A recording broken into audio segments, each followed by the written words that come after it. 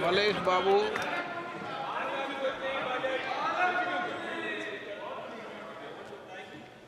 The secular great leader, the former Prime Minister of India and Rajya Sabha MP, Sri H.D. Devagowda ji, and my another leader and Union Minister, Sri H.D. Kumaraswamy ji. And I also extend my gratitude to the people of my constituency, Kolar, and people of Karnataka for entrusting me with this responsibility. I want to extend my heartfelt thanks to Honorable Prime Minister Sri Narendra Modi ji and Honorable Finance Minister Srimati Nirmala Sitharaman ji, who has presented a good Union Budget 24-25.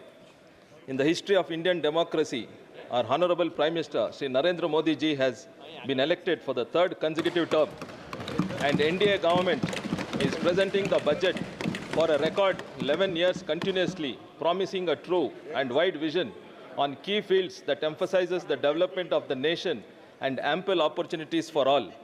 Speaker, sir, the budget has focused on skill development to reap benefits out of demographic dividends, where the youth, both men and women, will improve their skills and take advantage of abundant opportunities in the field of employment and entrepreneurship. The government has taken up steps to skill 20 lakh youths over 5 years, including women. Importance is given to women, which is almost 50% of our population, by reserving 3 lakh crores for women-led development schemes for their economic development. Importance is also given for working women hostels. The government has also opened new opportunities in higher studies by giving financial support of up to 10 lakhs in domestic institutions. Projecting the MSME to complete globally would make the nation footprint in manufacturing and services industries and another important priority. Providing MSMEs with guarantee, enhancing Mudra loan limit to 20 lakhs from 10 lakhs will make the young entrepreneurs to establish on their own. A scheme to provide internship in top 500 companies to 1 crore youths in 5 years by giving rupees 5,000 internship per month, which will create employment to youth. The government has taken responsibility by sanctioning 3 crore houses in rural areas, which will bring down the economic burden to the people who come under below poverty line. The government has planned for constructing 1 crore houses in Urban 2.0 scheme by allocating 10 lakh crores. The government has given importance to agriculture sector in the fields.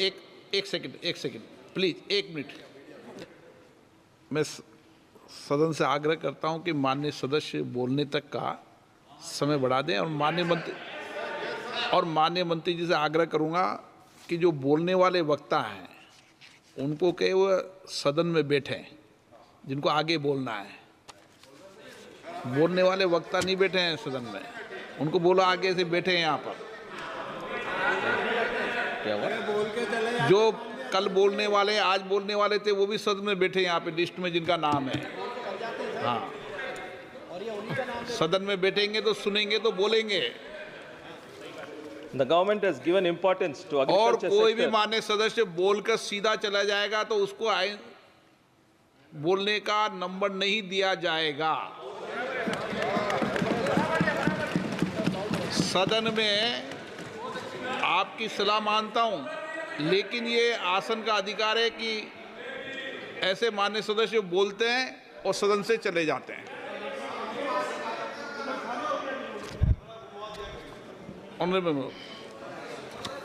The government has given importance to agriculture sector in the fields of research to provide climate resilient varieties, which is utmost required due to climate change.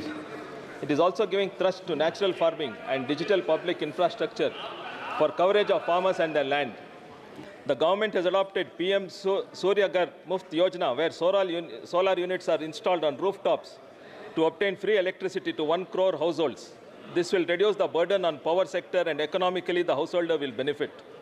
The schemes and allocation that the Government of India has announced under innovation, research and development and next generation reforms would rather attract and support the new way thinking and exploitation of themselves in good manner for establishment of Viksit Bharat, which is utmost result of this budget 24-25. Government is giving priorities to youth, women, agriculture, housing, tourism and entrepreneurship development. So India is surely going to become the third biggest economy in the near future.